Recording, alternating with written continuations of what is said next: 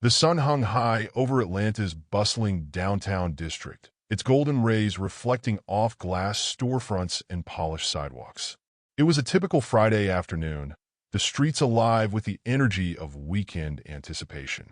Among the pedestrians weaving through the crowds, Jordan Matthews walked confidently, his warm brown skin glowing under the sunlight.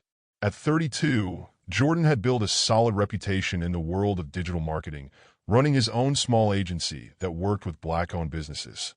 Dressed in a tailored navy blue suit and crisp white shirt, Jordan exuded quiet confidence. His neatly trimmed beard framed a face marked by determination, intelligence, and an underlying warmth that made him approachable. Though successful, he had never lost his down-to-earth nature.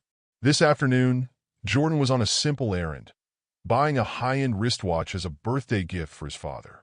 His father, a retired firefighter, had always emphasized the value of hard work, dignity, and self-respect. The watch was meant as a token of gratitude for years of wisdom and sacrifice. Stepping into Lexington Jewelers, a well-known luxury store, Jordan took in the elegant atmosphere. The store was a pristine showcase of wealth, polished marble floors, gleaming glass cases displaying watches and jewelry worth thousands, and soft classical music humming in the background. Behind the counters, sales associates moved with practiced grace, attending to well-dressed customers who examined luxury items under bright showroom lights. Jordan glanced around, noticing an older couple admiring a diamond necklace, a young businessman in a tailored suit trying on a Rolex, and a casually dressed woman flipping through a jewelry catalog. The store had a refined air, exclusive but welcoming. At least, that's what he thought. He approached a glass counter, showcasing the very brand of watch his father had admired for years. As he scanned the selection, waiting for an associate's attention, he spotted a blonde woman in her mid-40s behind the counter. Her name tag read Linda. Her sharply lined lips twisted into a thin, unreadable smile as she met his gaze. "Excuse me," Jordan said politely, nodding towards the watches. "I'd like to see that one." Linda's eyes flickered with something unreadable. Then, instead of reaching for the watch, she hesitated, her posture stiffening. "I'm sorry," she said, her voice clipped. "Are you sure this is the right store for you?" Jordan frowned slightly, confused by her tone. "I think so. I'm looking for a Rolex Datejust. My father's birthday is coming up." Linda pursed her lips. "Those watches start at $15,000. Are you sure you can afford something in this range?" Jordan blinked, taken aback. The words hung in the air, heavy and unmistakable. A few nearby customers glanced over, sensing the shift in energy. For a split second, Jordan considered letting it slide, pretending he hadn't heard the insinuation. But why should he? He straightened his shoulders. "Yes, I can afford it," he said evenly. "Now, can I see the watch or not?" Linda sighed dramatically and shook her head. "I'm sorry, but I have other customers to attend to." She turned away without another word, walking toward a well-dressed white man who had just entered the store. "Welcome to Lexington Jewelers. How can I assist you today?" Jordan felt his chest tighten. He could feel the stares, some pitying, others indifferent. A familiar heat crept up his spine. He had faced discrimination before, but it never failed to sting. For a long moment, he stood still, his jaw tightening. He could walk out. Forget the watch. Forget the insult. But why should he? No, not this time. Jordan pulled out his phone, opened his camera, and hit record. The video captured the pristine elegance of the store, the soft chatter of customers, and, most importantly, Linda's complete disregard as she eagerly assisted the new customer. Jordan's voice was calm, but firm. "So, let me get this straight. You refused to serve me, told me I couldn't afford a watch, and walked away. But now you're helping someone else without question?" Linda whipped around, her expression shifting from polite indifference to mild alarm. "Excuse me? You heard me?" Jordan gestured around the store. "I came in, asked for help, and you refused. But the moment someone else walked in, you were happy to assist. What's the difference between me and him?" The store grew quieter. A few customers were now openly watching, their curiosity piqued. Linda's face darkened, but she forced a tight smile. "Sir, I believe you're misunderstanding. We reserve the right to serve customers at our discretion. Jordan said, keeping his phone steady. And what exactly about me made you decide I wasn't worth serving? Linda's eyes darted to the camera. I don't appreciate being filmed, she snapped. I'll have to ask you to leave. Jordan let out a dry chuckle. I bet you would. The tension crackled in the air. A younger sales associate, a woman with dark curly hair, stood behind another counter, her expression caught between discomfort and concern. Before Linda could escalate things further, a deep voice cut through the silence. Is there a problem here? A tall black man in a sharp charcoal suit strode toward them. His name tag read David Carter, store manager. Jordan turned to face him. Yeah, there is. He gestured to Linda. I came in to buy a watch, and she refused to serve me. Told me I was in the wrong store and then walked off. David's gaze flicked to Linda, his expression unreadable. Is that true? Linda's face paled. I was just following store policy. He was being aggressive. David held up a hand. Did he raise his voice? Linda stammered. Well, no, but... Did he threaten you? No, but... Then why did you refuse service? Silence. David exhaled slowly, rubbing his temples. The tension in the store was suffocating now. Jordan, still holding up his phone, waited. David finally spoke. Linda, my office. Now. Linda's mouth fell open. But... Now. David repeated, his voice firm. Linda hesitated but ultimately turned and stomped toward the back. David turned to Jordan. Sir, I deeply apologize. Please, let me personally assist you. Jordan lowered his phone. For the first time since stepping into the store, he felt like he was being treated with respect. Appreciate that, he said, as David pulled out a set of keys to unlock the Rolex case. Jordan couldn't help but notice the eyes on them. Some customers looked away uncomfortably. Others seemed quietly pleased that justice was being served. Linda had made her choice, and now she was facing the consequences. The tension in the air was still thick as Jordan watched Linda disappear into the back office. He exhaled slowly, pushing down the frustration still bubbling inside him. He had been through this before: dismissal, discrimination, and the unspoken assumption that he didn't belong. But this time, he wasn't letting it slide. David, the store manager, unlocked the Rolex case and carefully pulled out the watch Jordan had asked for earlier. It gleamed under the bright showroom lights, its gold and silver tones polished to perfection. This is the Rolex Datejust, one of our finest models, David said, his voice calm and professional. Would you like to try it on? Jordan studied him for a moment. Unlike Linda, David wasn't hesitant, condescending, or dismissive. He was treating Jordan exactly as he should have been treated from the beginning, like a paying customer. Still, the sting of Linda's behavior hadn't faded. Yeah, Jordan said, slipping his phone into his pocket. I would.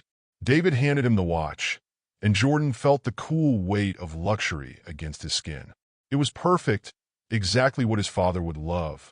But as Jordan admired the timepiece, movement caught his eye. Over by the main counter, a few employees were whispering among themselves, stealing glances his way. Some looked uncomfortable, others skeptical. One of them, a younger blonde woman, shook her head as if she disagreed with how the situation was playing out. Jordan could only guess what they were saying. People are watching, Jordan muttered, glancing up at David. David, unbothered, nodded. Let them. Jordan raised an eyebrow. You don't seem surprised about what happened back there. David sighed, leaning slightly against the glass counter. I wish I could say I was. You're not the first customer she's treated this way. Jordan's jaw clenched. You mean she's done this before? David nodded. There have been complaints, not always as direct as what happened to you, but enough to make me keep an eye on her. She's been warned before, but well, now she's run out of chances. Jordan folded his arms. So why was she still working here? David exhaled. The corporate structure makes these things harder than they should be. But trust me, she won't be working here after today. Jordan studied him, trying to gauge if he was just saying the right words or if he truly meant them. You ever deal with this kind of thing? Jordan asked. David chuckled dryly. More times than I can count. I've been in retail management for years. Customers assume I'm the security guard instead of the manager. I've had vendors ask to speak to the person in charge, as if that couldn't be me. And I've had employees like Linda make assumptions about who deserves what kind of service. Jordan nodded slowly, understanding all too well. Thing is, David continued, there's always a breaking point. Today was hers. Before Jordan could respond, a loud, angry voice erupted from the back office. Are you kidding me? Over him. Heads turned. Jordan's stomach tightened as Linda stormed out of the office, her face red with fury. David straightened, his expression turning to stone. Linda, inside. She ignored him, marching straight toward Jordan. I've worked here for 10 years, 10, and you're going to take a side? A complete stranger? Someone who's probably just here to make trouble. Jordan stared at her, stunned by the sheer audacity of her words. David stepped in front of her, his tone cold. You need to leave, Linda. Leave? Leave? I built my career in this store, and now I'm supposed to just walk away because he felt discriminated against?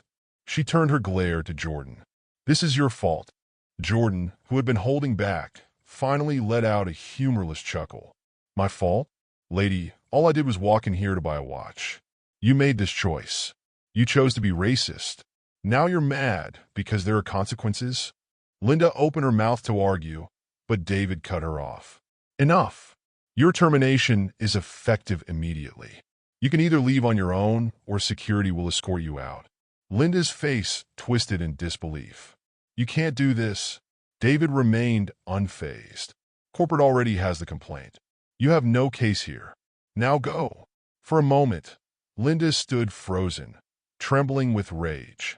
Then, with one last glare at Jordan, she spun around and stormed toward the exit. The heavy glass door swung open, and just like that, she was gone. A beat of silence followed. The store felt lighter somehow, as if a weight had lifted. David let out a breath. Well, that's done. Jordan smirked. Not exactly the shopping experience I expected today. David chuckled, shaking his head.